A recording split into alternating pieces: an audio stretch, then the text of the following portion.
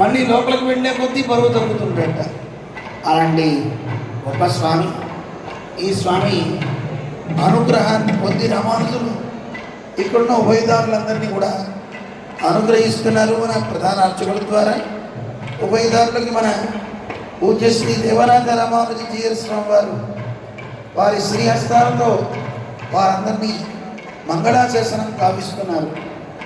ఇప్పుడు 25వ దివ్య దేశం తిరుక్కూడలూర్ జగద్రక్షక పెరుమాన్ రామానుజుల వారు అక్కడికి వినిచేసి సేవిస్తున్నారు. ఉలగుయ్య వంద நம்முடையவர்